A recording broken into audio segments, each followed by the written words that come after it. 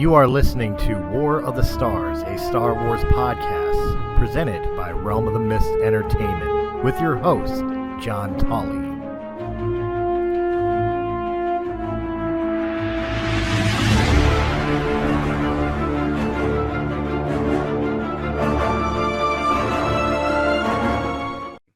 Hello, everyone, and welcome to War of the Stars, a Star Wars podcast. Coming to you tonight, as always, from deep within the Outer Rim, far beyond the watchful eyes of the Galactic Empire. My name is John Mark Tolley, and joining me today is Mr. Ray Rumsey. Ray, how are you today? I am doing fantastic. Hello, all you beautiful people out there in audio land. You know, every time I hear, and this is kind of apropos considering what the trailer that just dropped, Crossing the Streams, every time I hear your name, I now think, what did you do, Ray? What did you do? That's fair. That's fair. Oh, but we are not talking about the Ghostbusters. This is, of course, War of the Stars, as I said, a Star Wars podcast. And we are talking Star Wars, and we have a little bit of news, not really news, but just some things that have happened recently that have got people in the Star Wars community kind of talking. One is that Mr. Rian Johnson has said he is interested in directing an episode of The Mandalorian, and that, of course, has gotten a lot of people talking. Not in a good way. No, I mean, but it's one of those things for me. It's like, no matter what your opinion on Last Jedi was, you can't say that someone is a bad director just because they made one quote unquote bad movie. You know, everyone has, you know, if you look back and you go back in time and, you know, can you imagine if after, say, Steven Spielberg made 1941, which was a horrible movie, that suddenly everyone said, nope, I will never see another movie that Steven Spielberg made. I mean, think of the movies that we would have missed. This is true. This is very true. I mean, you know, so I see, I mean, no problem. I mean, of him. Yeah, I think, I don't know. I mean, what do you think? I mean, would you be willing to watch an episode of The Mandalorian that was directed by Rian Johnson? So, at this, I absolutely agree with you, especially with that Spielberg analogy. That's a beautiful analogy. Because you're absolutely right. If it was that way, nobody would have watched any of his other movies, and you would have missed so many good ones. I mean, look at everything he came out with. Anywho, to the point at hand, I think I wouldn't mind. I'd be okay with it. However, I feel like it would be a much different feel than what we presently get. I mean, that's the thing.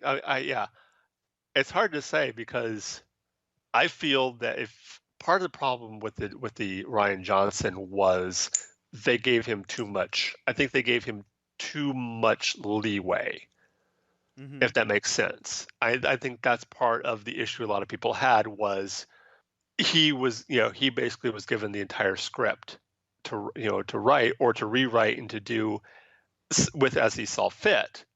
Whereas I think with the Mandalorian, he's going to be in much more of a box. Like, this is what you have to work with. These are the parameters. You know, this is basically the sandbox that you have and the players that you have. The tone that the tone has been set. You know. True. This is true. Yeah. And the script is probably already going to be preset, as with Favreau and Filoni. They're probably going to be the main writers for it. So it's going to be something completely different than Last Jedi. And I, for one, enjoyed Last Jedi, but I think it's going to be something completely different. Right. Even if he did have parameters and he was told to keep inside the lines, I just think his directing style might be a little bit different than what we presently see, and that's Possibly, normal. That's normal possibly. for Yeah, all everyone has their directors. own. Right. Yeah. So, would it be necessarily bad? No, I don't think it would. I think it would just be different. Mm. So that leads us to a little conversation about the latest episode of The Mandalorian. Have you watched it yet? Ugh, have I watched it? Have you watched it? I You're like, watch them. silly boy. I watch them as soon as they come out. I'm one of those Yes. people. Like, I have an alarm set so I can get up at 3 a.m. and then go back to sleep before work. I am one of those people. What did you think of the last episode? All right. So I have heard many debates and I've seen people going both ways. Some people say it was crap, some people it was good. So don't burn me at the stake here. Okay. This is just Ray's opinion. I thought, personally, I thought it was good. I did too. I thought it was very much on par with the first episode where he's just down to business. He's doing what he needs to do to get his credits or his calamari flan or whatever. And Yeah. he's doing what he does. But now he's got a space baby to feed. I know. He's got an extra mouth to feed. I thought I enjoyed the episode. It wasn't necessarily my favorite. Right. And episode 3 was my favorite. Episode 3 was definitely the best one. To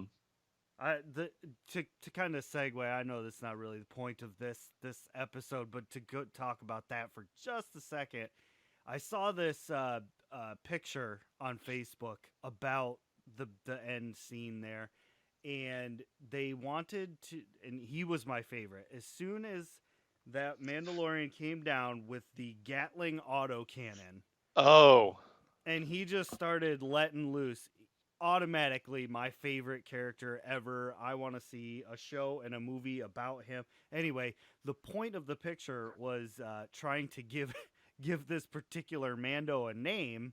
And he does. He does have a name. Right. Well, they posted that it was they wanted to call him the acronym HAM, HAM, yes, for Heavy Assault Mandalorian. And I was like, yes, I want that.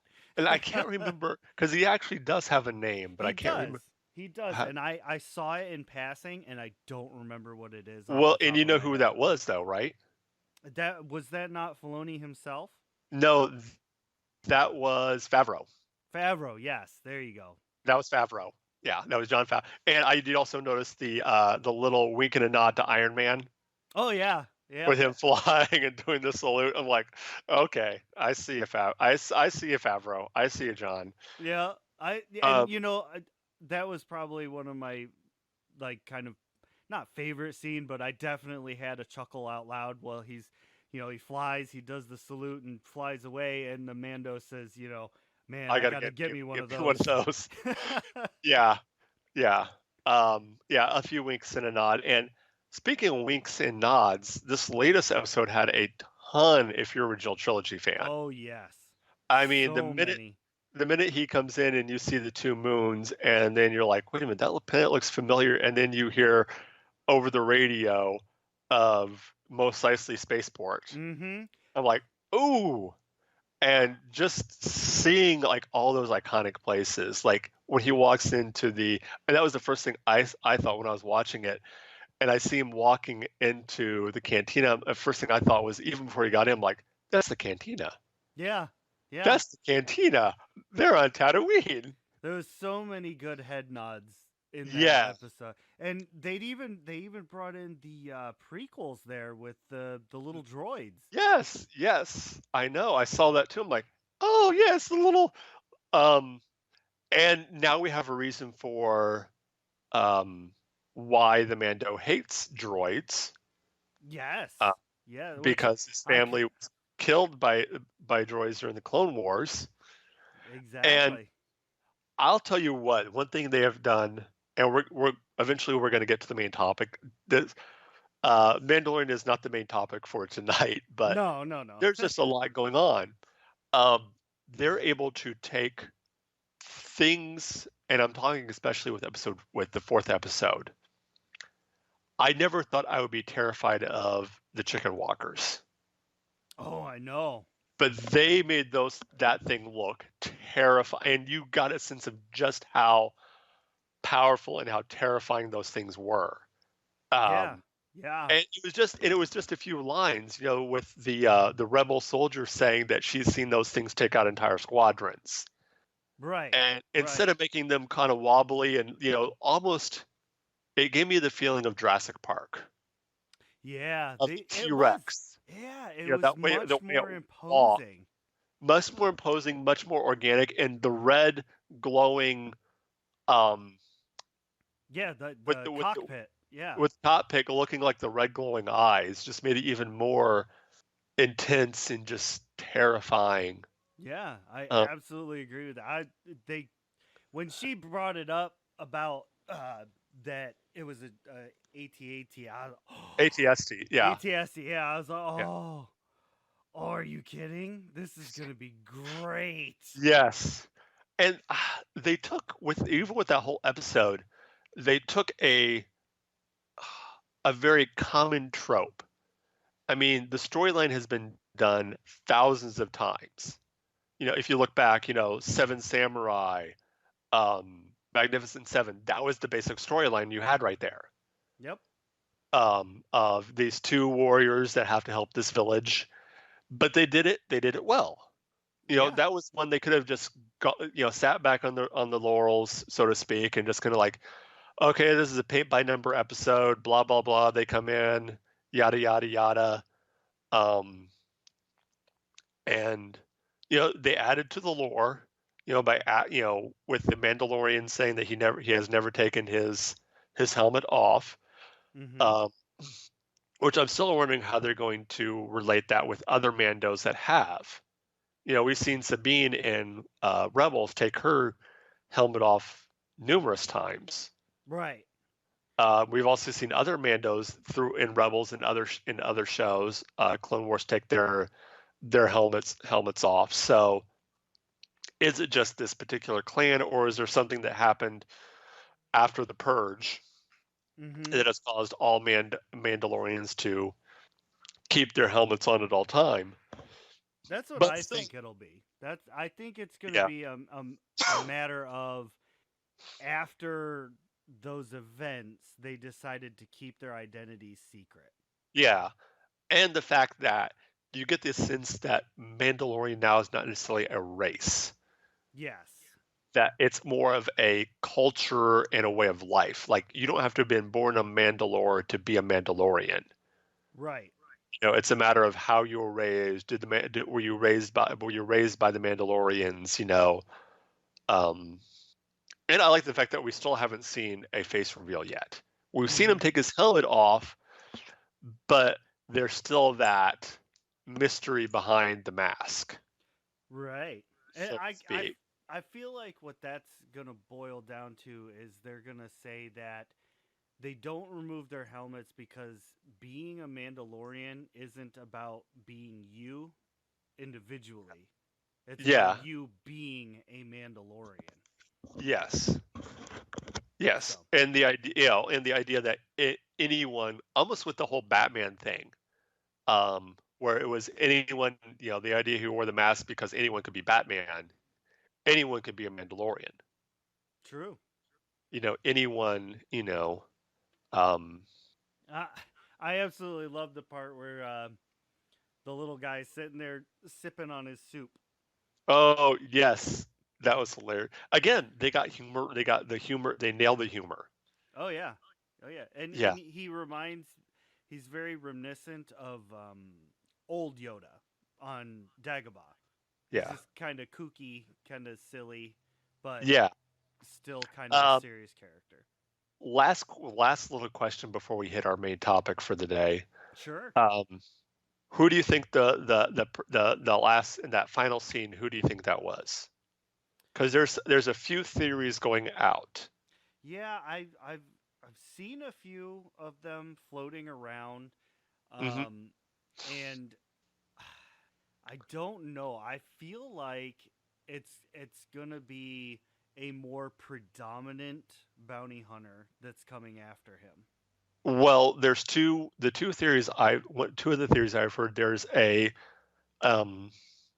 character that we've seen that has shown up in some of the trailers, and who plays an Imperial Moff. Mm-hmm.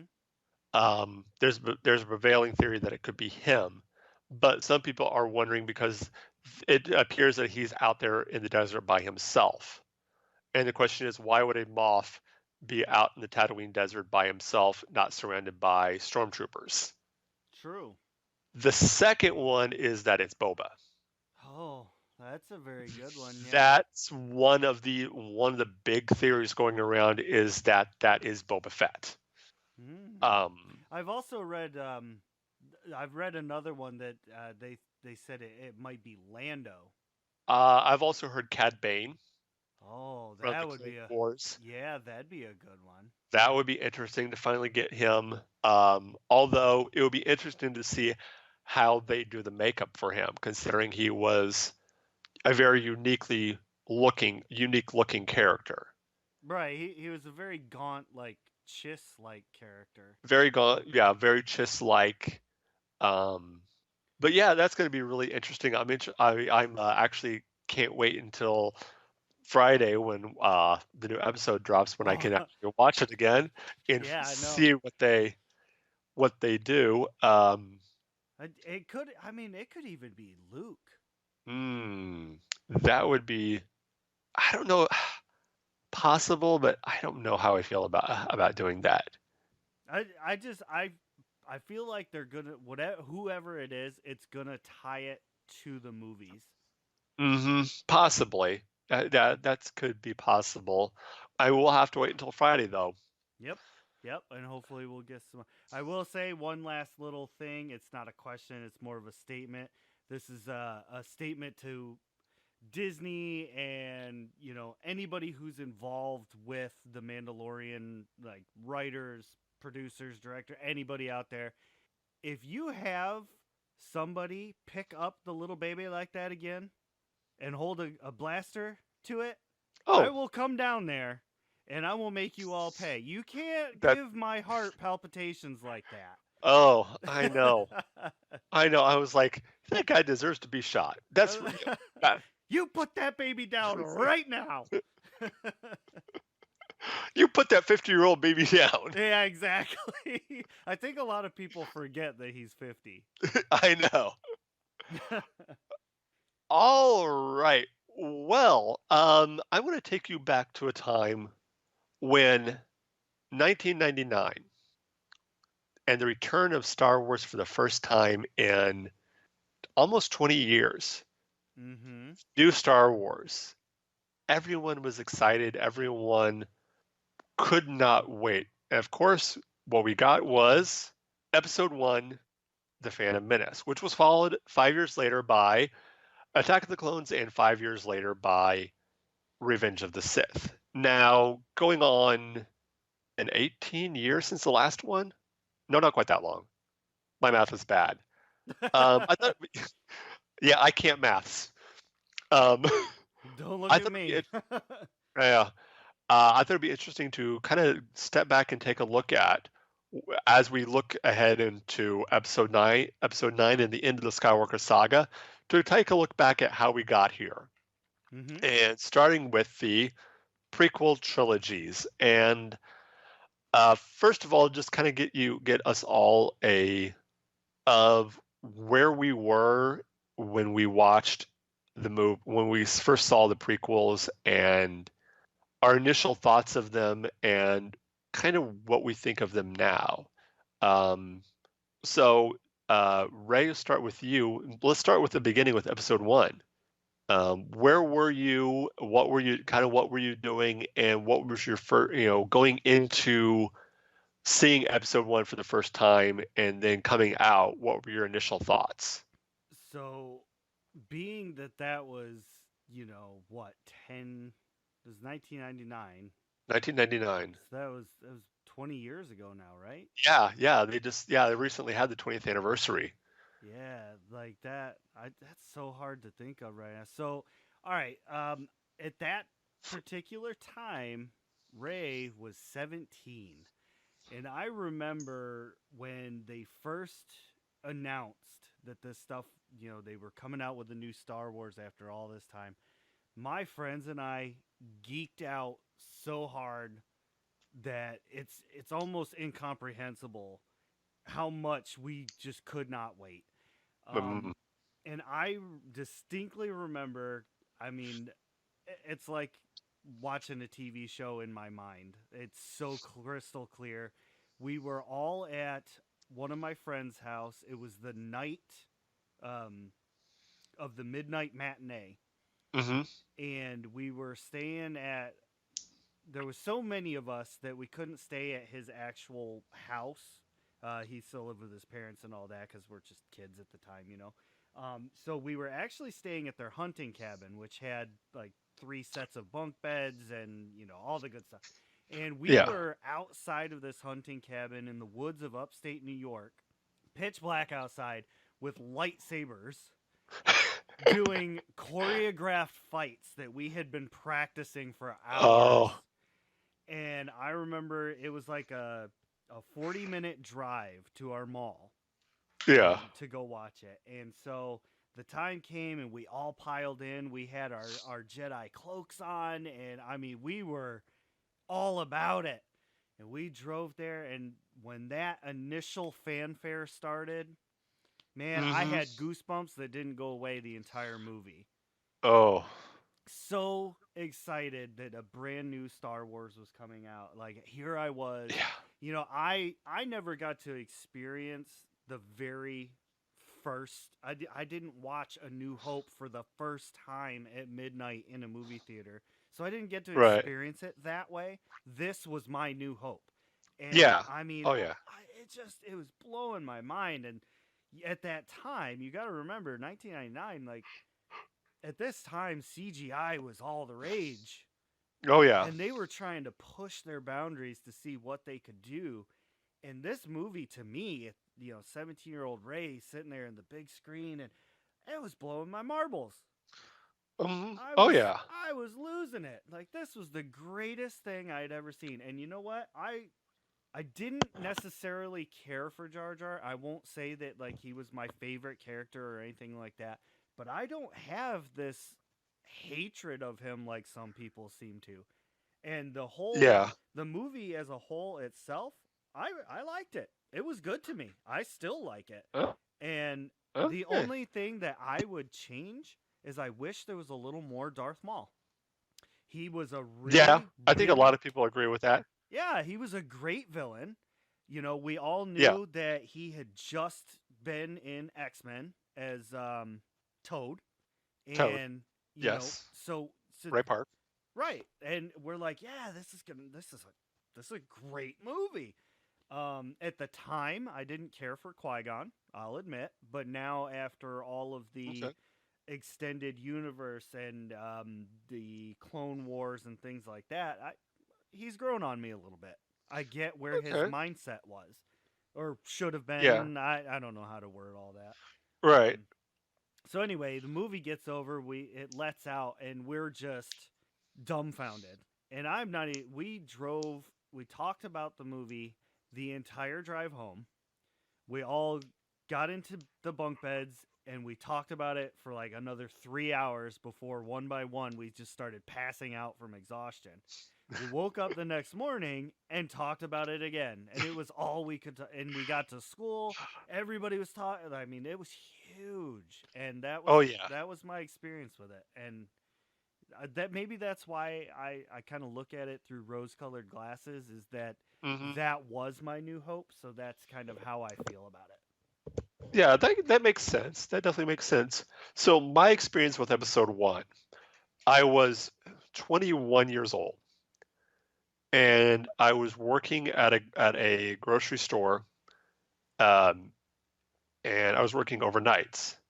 And I remember the store I was at, across the street from it, or basically next to it, was a movie theater. So I got off at 7 o'clock in the morning and went over there because the radio station was having a big thing over there, and I was planning on getting tickets. and they had a contest over who could do the best Yoda impersonation. The person who did the best Yoda impersonation got free tickets. Oh, nice. So I won free tickets through my Yoda impersonation, which is do or do not. There is no try. Nice. Very well done. Thank you. I've also learned that I can do pretty much most of the voices that. Who did the voice of Yoda? I honestly wouldn't be able to answer that right now. Oh. Anyway, I can do most of his voices. He also did the voice of Grover and Cookie Monster. Oh, okay. And I realized if you can do Yoda, if Yoda you can do, then Grover's not that hard to do either. And then Cookie Monster, does like this, nom nom nom nom nom nom nom. Anyway, I digress. So I remember Frank Oz, yeah. He also did Piggy. But anyway, that's beside the point. I was kind of like you. I went in and was just, and I remember seeing it and this is back when I had actual, disposable income, and seeing it the next, watching it the next day, then 2 days later, and seeing it 5-6 times. Yeah. Constantly going back, and the first time just being, like you said, just so blown away by it, and just it was new Star Wars. Yeah. It was, and looking back, I still enjoy Episode 1, but I can see the issues that people had with it. Right. I can see, and with a lot of, with all of the prequels, and we'll get to Episode 2 here in a bit, but and I mean, looking back at it, I think it's basically, for a lot of people, it's a 1 to 2 scene movie. It's one that people go watch and they just waiting for the pod race. Yeah. And the Darth Maul duel at the end. Right. Oh, such a good fight. It is. Yeah. It's and everything else, for a lot of people, is just getting through that to get to that. Yeah. But still, it was an enjoyable movie, and it did its job for setting up for the rest of the prequel trilogy. Right. Yep. It set the stage, it set the tone, and which of course leads us to Episode 2. I'll just start off right now by saying it's definitely my least favorite of the movies. You're not alone. You are not alone. Episode 2 is definitely the weakest of. I'd put it, definitely at the bottom of my. But that's like saying, of all the ice creams that I like, vanilla is my least favorite. Right. I still eat it. Right. Yeah. But and I think that was one where,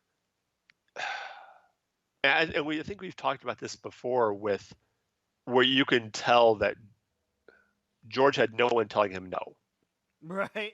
Yeah. You had, there was no one that was telling George Lucas, hey, you might not want to, or because with the original trilogy, no one knew who George Lucas was. Right. He'd done a few. He did I think he'd done American Graffiti, and that was about it. So no one really knew who this guy was. It was just some upcoming directors like, oh, it's George Lucas. As when the prequels came around, it was, oh, this is George Lucas. Yeah. Oh, this is the creator of this empire. No pun intended. That is Star Wars. Yeah. Yeah. And all these young actors, especially when you come to Episode 2, Hayden Christensen, Natalie Portman, you have to remember that, Episode episode 1 was one of Natalie Portman's really one of her first big breakout movies. She hadn't really done much before that. So these were new actors that are, with this, big name producer director out there, and they probably were afraid to say, like, I don't know if I should say the line like this. Yeah. They're probably like, okay, whatever you say, George. Sure. Yeah. You got it, sir. Yes, sir. Yes, sir. Yes, sir. And even Ewan McGregor, he hadn't really done a ton before Star Wars. Still one of the more redeeming characters of that particular movie, though. Absolutely too. Yeah, definitely. But I mean, what was your initial thoughts on episode 2? I mean, I went into episode 2 very excited after episode 1. I was ready for the same level of entertainment value meets story. Yeah. And then, like you said, it's not like I dislike the movie. I will still watch it. It's just, if I had a choice, I would choose one of the other ones over it. It's just the way it is. In my opinion, Clone Wars, was to set up the clones, like getting them into the story, and then they said, okay, we need to fill this movie with something else. Hey, let's show Anakin falling in love, getting, close to Padme, and he starts, building that reputation, and that'll set us up for his fall in the final one. But I feel like they went about that so wrong. They made him seem like a creepy. It was so cringeworthy. Oh, and this is the one thing that I wish, and going back to episode 1, and that they would have had either Anakin be a little bit older, or have Padme be or look younger. Yeah. Instead of having one or the other, and have a different possibly have a different actress. If they're going to younger, then possibly have a different actress playing Padme, one that actually looked her age, because she was supposed to be 14 in episode 1. Anakin was supposed to be 10. Padme was 14. So there's only going to be a 4-year difference between them. But because she looked so much older, right, it made it like whenever he did fall in love with her, it made it even more creepy. It made it seem like the kid that has a crush on the babysitter. Yeah. And it was just like out of the love affair just came out of the blue, and there was no setup. Right. It was just like, and this is one of George's biggest weaknesses has always been dialogue. Mm-hmm. Oh yeah. He's good at storytelling and crafting, the story, but when it comes to the dialogue, it's just, I mean, I hate sand. I mean, that epitomizes George Lucas right there. George Lucas, his dialogue right there was I hate sand, or that whole dinner on Naboo. Yeah. That was just like, I'm haunted by the kiss that should not have happened. I'm like, I know, like, what the heck? Oh my gosh. But I think like a lot of people, episode 2 was those movies that, again, I watched it over and over again, but each time I watched it, it was like, the first time you watch it, you're just like, it's Star Wars. I don't care. Yeah. This is awesome. Yep. And then you go back and you watch it again, you're like, oh, let me take the rose-colored glasses off here for a bit. And yeah. You're like, I'm just it has skip this part. It has the worst dialogue of all the Star Wars movies, and there's some pretty bad dialogue in Star Wars movies. And my least favorite lightsaber duel is in that one. That's, of course, is Yoda versus Dooku. Yeah. Because it didn't need to happen. No, it really didn't. Did not. You take that duel out, and tell me if that changes anything. Right. Like, it'd have been one thing if it had led to something else, or if they had gone on and done something with the fact that Dooku would have been Yoda's apprentice. But they just mentioned it, and it was almost like a red herring. It Right. led to nothing. It was almost lampshading. It was just kind of like, oh, he's a former apprentice. Oh, maybe this is going to lead to something. Maybe we're going to have another duel later on, and then you go to episode 3, and at the beginning of it, Dooku dies. It's like, Yeah. well, crap. Which, okay, so my, I don't know if it's time for a segue yet, or That's fine. but it seems like. So here's my thing: you got that duel between Dooku and Yoda, and Yoda drops his cane, and he's just twirling around, and he's doing all these maneuvers, and he's obviously very skilled. He's very acrobatic. He's doing great. Yeah. And in my opinion, we get into episode 3. I don't feel like Anakin's lightsaber skills were the same as Yoda's back in episode 2. So Yeah. how he managed to win just blows my mind. Well, and this can be something that we possibly do a different video on, is the different lightsaber styles. And a lot of it has to do with just styles meshing with each other, and how one style is different, and the different styles that they all have. But it was one of those things that they had to have Anakin win. I mean, Right. that was just one of those things. But Which I do agree with that, but I think what they should have done was had it to where Yoda got like a really good blow on Dooku that wounded him, not necessarily in a manner that would kill him, but that wounded him enough to where in episode 3 he was clearly weakened, and it was easier for Anakin to overtake him. And I get where you're where you're saying, the different techniques and styles. I get that, but that doesn't translate well. Yeah. See, for what the I would have average fan. what I would have done, this is how I would have done that scene. I would have start out the same way. Yoda walks in, and you get the T where Dooku ignites his lightsaber, and so does Yoda, and then you can see Dooku looking around and realizing, maybe he realizes he doesn't stand a chance. So then he uses the Force to try and knock over the pillar onto Anakin, and Yoda has to drop his lightsaber. So you have that split second to think, oh, we're going to see Yoda fight, but then Yoda has to stop and save them. So you never get that. So when you get to the fight in episode 3 between Yoda and Sidious, that fight has much more weight.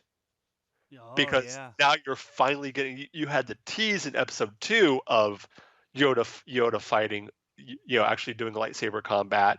So now you're going to see it. Right. Because I liked that fight with Yoda a lot better than I did the fight with him and Dooku. Because to me, the fight with him and Dooku just seemed to be the guys at ILM going, look what we can do. Yeah. No, We can I make Yoda absolutely fight. agree with that.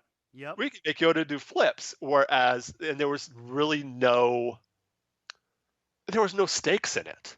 Mm-hmm. Like, I didn't feel any stakes. Whereas the fight with him and Sidious, it was like, okay, there's some high stakes here. Yes, Right. we know Yoda's going to live because we have to see him in Dagobah, but still, it seemed like there was much more at stake here. Yeah. Well, Yes. I mean, it was the same with the Emperor. We kind of knew he was going to survive. Like, we just kind of, that's coming. But I do, like, the weight of it means a lot more. So I Yeah. absolutely agree. But Yeah. here's my thing. You got Yoda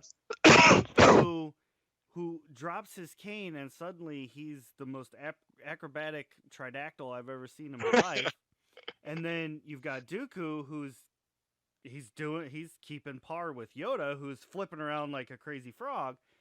Then in episode 3, we see the fight between Palpatine and Yoda, and they're just like, amazing, flipping around and flying here and going, like, they're doing great. So here's my thing. Right. Dooku was Yoda's apprentice. Yeah. He apparently is very skilled with using the Force, and we see it in the Clone Wars. He's a very clever and conniving individual. Yeah. So for me, in my mindset, after seeing what all the other people can do that are, equivalent age, how in the world was Dooku overcome by Anakin?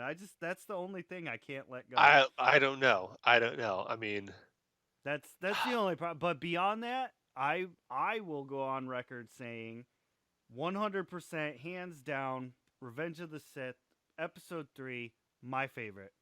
100%. oh, definitely. If we're talking prequels, definitely episode 3 is definitely up there in my top 5, if not top 3 of Star Wars movies. Yep, that one was I loved the now there it's not without its flaws. I mean, you've got Anakin who, at what point does the switch in your brain switch to say, the life of my wife is worth more than an entire temple full of younglings. Yeah. At what point does that? But I will say, watching his descent, watching him being deceived and believing the Emperor, all of that culminating together was just. I thought it was great. Well, and going back to episode 2, and we even see a little bit of that. And one of my favorite scenes in the prequels is actually in episode 2. And that's when Anakin goes to try to rescue his mother from the Tusken Raiders. Yeah. And you see that flicker of darkness in him for the first time. Mm-hmm. Like you've seen the arrogance from him. You've seen the cockiness and everything like that. And you've also seen a little bit of the fear. Right. But this is the first. And I have said this before, that was one of the most well acted scenes that Hayden Christensen did. In the trilogy was that scene right there, was when he's holding his mother and his mother dies, and he looks up with the tear-filled eyes, and in that split second you get like, oh crap. Like he showed so much emotion right there. Right. And then anger. And then it was kind of lost in the next scene when he's, crying. The women and the children too. Yeah, you're like, you kind of lost it. Like, he should have still been very angry. He should have been angry with himself at that point. Yeah, well, I mean, yeah, but I think it also was Padme's action. Yes, yeah. She didn't give. Oh, it's okay. Which it should have been like. Red flag. Hold on. Like, they actually have a one of the how it should have ended, where that she kind of does that, where she's like, I have to go somewhere, I'll just be right back, and the next thing you see is her flying off with R2 in her cruiser, going, boy, I don't know what I was thinking, that guy is crazy. Right, exactly. Or the whole scene, there's a whole scene with the dinner. Yeah. Where he's flirting with her and being all creepy, and you see him pressing under the panic button under the table. Like, no. I need help. I need an adult. Yeah. But yeah, episode 3, I mean, you also find out the danger of keeping secrets. Right. And what that, especially secrets like that. Like what Anakin was hiding as far as his marriage and the fact that his wife was pregnant. Hiding that, both of them hiding that, and how there's an old saying, be sure the truth will find you, your sin will find you out. And it did. And once it does, that can be very, very, very bad. Mm-hmm. Yeah. Well, here's another thing that kind of bothers me a little bit about. So I get that he had a whole lot going on at the end of the movie.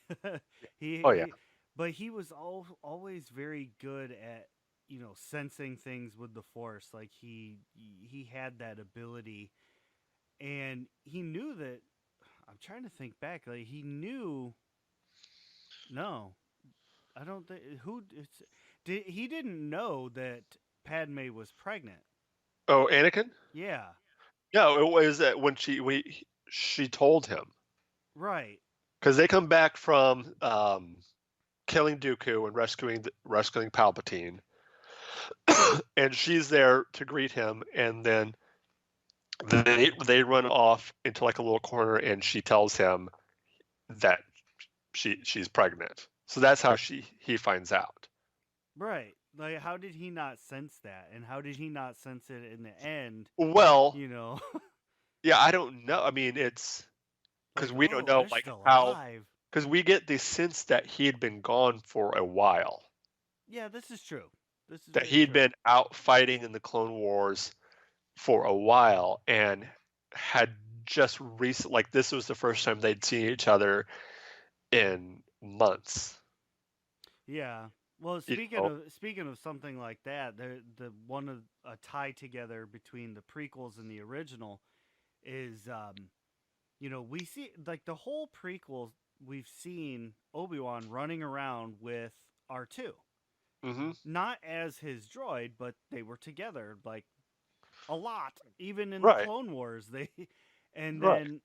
then all of a sudden he's like, "Oh, I don't know this droid." Well, no, he said, I don't recall owning a droid. Yeah, but So I he was, feel like that's just like semantics at that point. yeah, I mean, but again, that's a classic Obi-Wanism. True. Yeah, I mean, he said like the whole thing with Anakin, with him saying that Anakin, was killed by Darth Vader. Well, true from a certain point of view.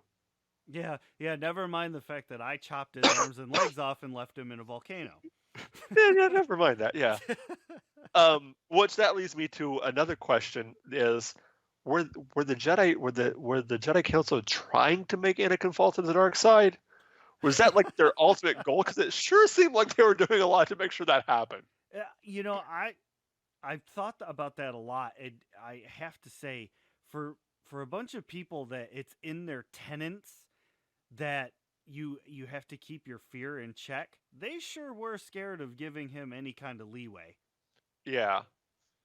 Yeah. I think, like, in my opinion, that's why they didn't want him on the council, is because they were afraid of what he would do with that level of responsibility.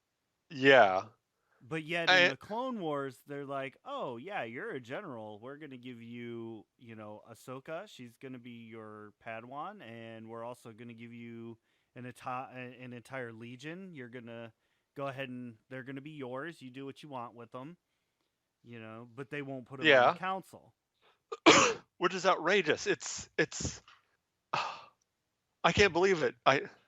It's unfair. It's unheard of. Yeah. Yeah. At this point, you're supposed to say, "Have a seat, young Skywalker." Have a seat, young Skywalker. Young Skywalker. Like just so condescending. Like they were so. I just feel like they were afraid of him. And even Palpatine said it. I think it was Palpatine, maybe not, but their biggest downfall was their arrogance. And even though it was Yoda, that Yoda said that they had become that they become arrogant. Yeah. When he was, I believe, when he was talking to Obi-Wan. He was talking to Obi-Wan and to Windu. Mm-hmm. That was one of their biggest weaknesses at that point, was they become so arrogant and so stuck in their ways. Yeah. And it's just like, what? and you have to remember that it had been, up to that point, it had been over 1,000 years since they dealt with the Sith. Right. Yeah. It all kind of bum rushed them there.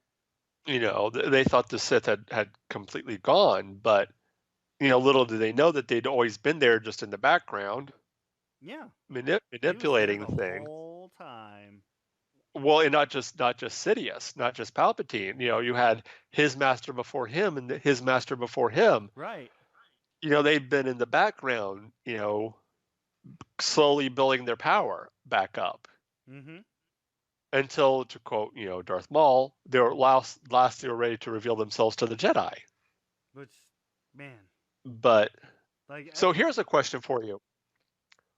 at what point did Anakin fully become Darth Vader?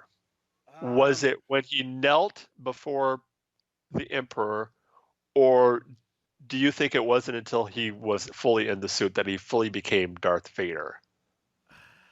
I'm honestly gonna say that Darth Vader was just, I don't know, like this could be just my opinion on this, but I think the Sith name that gets handed to them is just a title.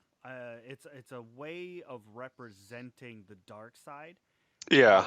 But I think when he first became quote unquote Darth Vader is when he gave in to his anger and his hate, and he killed all the Sand People. I think that's when it first, well, maybe not when he actually fully became, but that's when he tasted it. That's when I can see that. He was first like, oh my, I do have the power to do this. And I think that's why he was a little bit afraid of what he did. And then that just, but if we're going to be on a more technical sense, I think he truly became Vader when he knelt before Palpatine. See, to me, because I think in his mind, he still thought, when he knelt before Palpatine, in his mind, he still thought, I can use this power, I can save my wife, then I can overthrow the Emperor, and I'll just turn back to the good side and everything will be fine. Yeah. I mean, that's I think that was it. I think, to me, he fully became quote unquote Darth Vader and truly became this monster when he was lying on Mustafar. When he was lying, when he was burning, when his flesh was burning, and he looks up and tells Obi-Wan that he hates him. Yeah. To me, that was when that last glimmer of light completely disappeared. At least went into an ember. Yeah, it got buried way buried down inside. So far deep in. Mm-hmm. Yeah, I agree with that. Because to me, that was when he fully, because everything he did up to that point, there was a rationale in his mind, at least. Even the killing of the young ones, he was able to rationalize it in his mind. Once he fully gave in and fully, when he was sitting there and they had to put him in the suit, it becomes something completely different. He feels betrayed by the Jedi by that point. Right. He feels that his wife's dead. The Jedi Order betrayed him and left him. Well, they were all dead at that point, as far as he was concerned, anyway. But they at that point, he also hated himself. Right. That was the point that he became. He got to the point where he didn't think he had a choice. He thought, I'm stuck in this loop. Mm-hmm. He hated everything and everyone. He hated the Emperor for what the Emperor had done. He hated himself. He hated the Jedi. He hated Obi-Wan. But yeah, I mean that. Yeah. And for me, my favorite lightsaber duel is, of course, that duel on Mustafar between him and Obi-Wan. Oh yeah, absolutely. And you watch that duel, and then go back and watch their duel in A New Hope, and it brings so much more heaviness to that duel. Yeah, that's because when a lot of people talk about what order to watch the movie in, I'm like, honestly, you could straight just watch it 1, 2, 3, 4, 5, 6, 7, 8. Like, you could. Yeah, and each way you watch it, it has a much, it, like if you watch it like that, or you watch the Hatchet version, which is, of course, 4, 5, 1, 2, 3, 6. Right. That's because it's called the Hatchet version, because you get up to the point where you find out that Yoda is Luke's father. Yes, Yoda is Luke's father. Your father, I am. That Vader is Luke's father, and then you go back and you watch his fall, Right. and then you get the redemption. Yeah, it Which makes is, it I mean, almost feel like a flashback rather than. yeah, yeah, you get the flashback of seeing how this all happened. Yeah. Um, and one thing I'm interested in seeing is once the season 7 of Clone Wars starts, if we're able to get, because I feel like you don't really get the Anakin that you see in episode 3 throughout the Clone Wars. I agree. I absolutely And agree. you don't get, it'll be interesting to see if you start getting more of that darker Anakin. Mm-hmm. If you start seeing more of the, you know, hints of Anakin turning, of more of the manipulation from or with Palpatine, Right. Because where the he's in his normal, ear.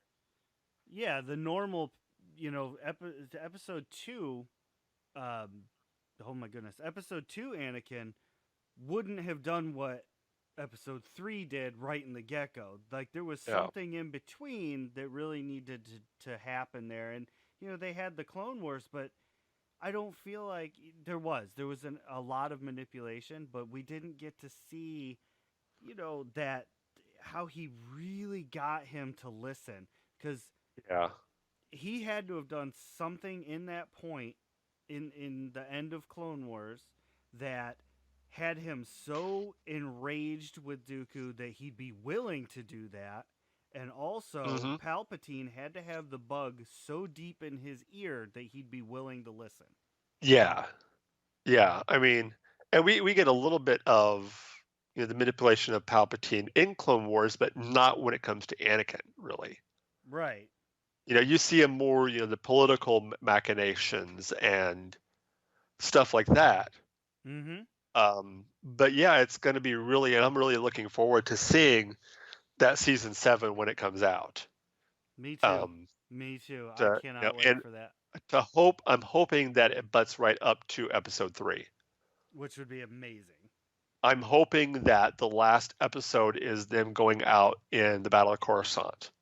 Yeah, that'd be cool. And that basically, like, the last scene is that you find out that the Chancellor has been kidnapped by Grievous.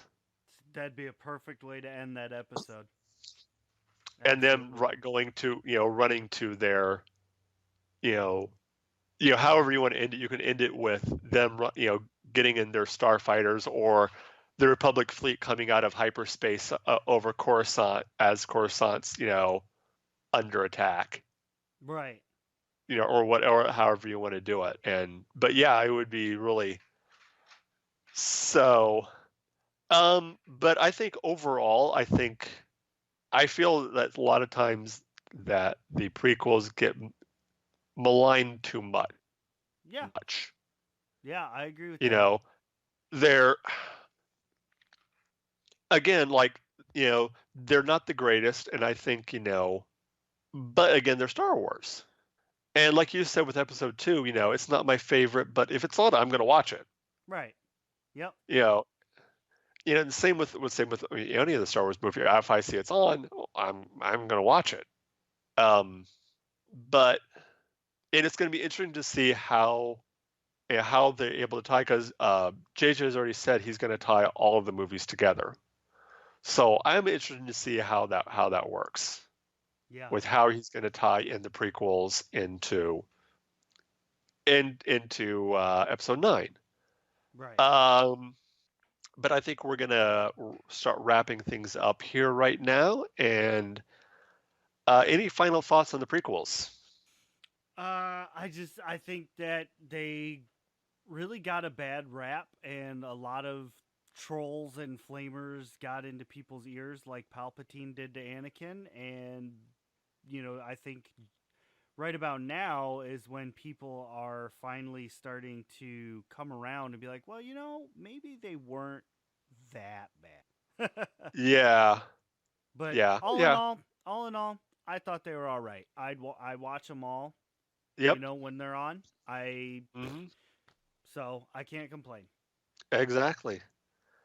Well, that's going to do it for us right now here at War of the Stars. As always, you can find You can listen to all the shows on Realm of the Mist at Realm of the Mist at anchor.fm. Just search for New Realm of the Mist. Also on Apple iTunes or Apple Podcast and on Stitcher and Spotify.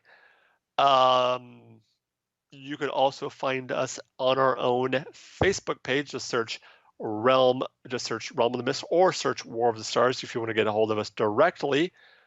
If you want to email us, you can do so at realmofthemistentertainment@gmail.com. You can find me. Oh, my voice just cracked. I'm going through puberty right now. Sorry.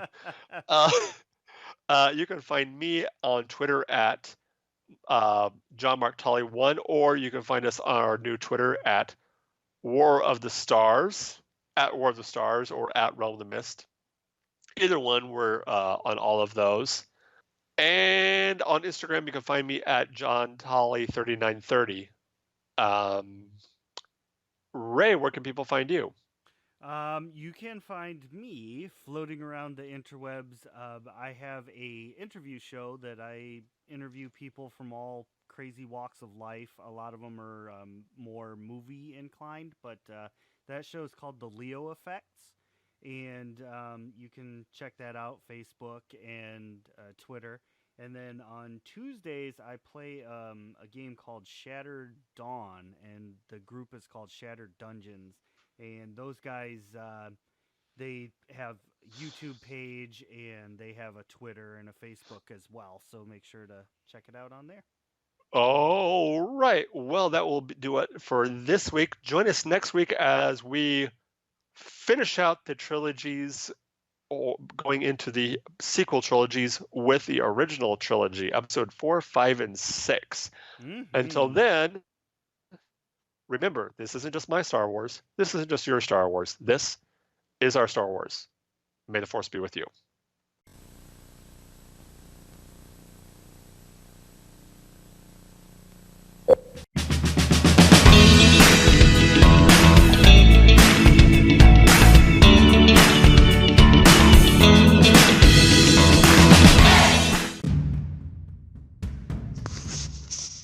From celebrity interviews to Star Wars, to things that shouldn't be said but had to be said, to conspiracy theories, or maybe just a night of playing Dungeons & Dragons, whatever the podcast you're looking for could be found here at Realm of the Mist Entertainment. Make sure you check out all of our shows because there's something for everybody there.